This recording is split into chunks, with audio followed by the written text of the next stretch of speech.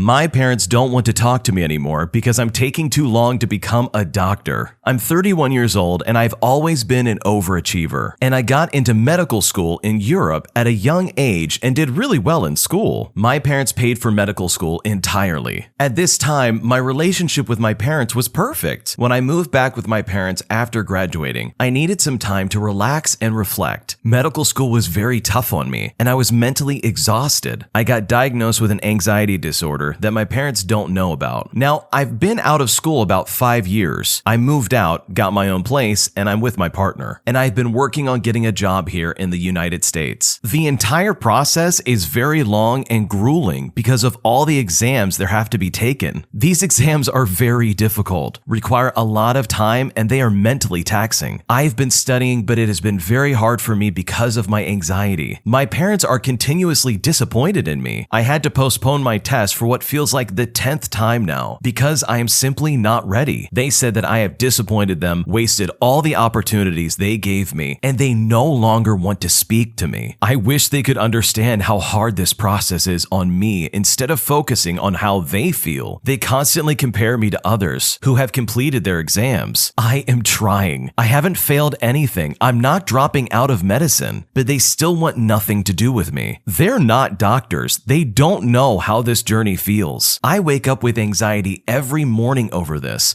and it's hard for me to concentrate on my studies when all of this is happening. What do I do? It is very disappointing that the parents who paid to get this person through medical school have suddenly turned on their kid because they're not getting it done fast enough. I mean, what does that even mean? The medical field is a very difficult field to get into. Honestly, everybody's life journey looks different and there's no way you can compare one journey to another person's. Like, this legitimately is all on the parents for acting like absolute garbage people. They need to do better and support their child as they try their best to get their stuff done. There are so many checks and balances that go into being a doctor, it's not even funny. Like, there's literal continued education that you have to keep taking in order to prove, like, hey, guess what? I'm still a doctor. It's incredibly grueling and it's not for the faint of heart. And even after all of that, think about the medical bills that they're going to have to pay off for the rest of their life. If they're lucky, they'll pay it off before they retire. Needless to say, becoming a doctor is not for the faint of heart. It's not for someone who just wants to walk in and have an easy career. They're honestly being hit from both sides, and I don't blame this original poster for feeling overwhelmed by the way that their parents are treating them. You would think that they would be the ones to be in your corner and supporting you no matter what. So honestly, they just need to keep going, keep working hard, and do their best. Because one day they're going to look back and they're going to be a fully fledged doctor, even if their parents don't want to come along and be supportive. The full version of the story is over on the Am I the Jerk YouTube channel, so if there are any updates or anything that is added to this, that's where it'll be, in the same link. If you happen to be a Twitter user, also known as X, you can check out Am I the Jerk over on Twitter. Right now, it's similar to the Am I the Jerk Instagram, where there's sort of a text version of some of the stories, so that way it's a little easier to catch up on stories if you can't listen to audio for some reason, like if you're at school or work and you can't have headphones. The Am I the Jerk Twitter is a good option if you don't like to use Instagram or Facebook. And beyond that, we sometimes retweet funny things we see. So if you want to see any of that, go check it out.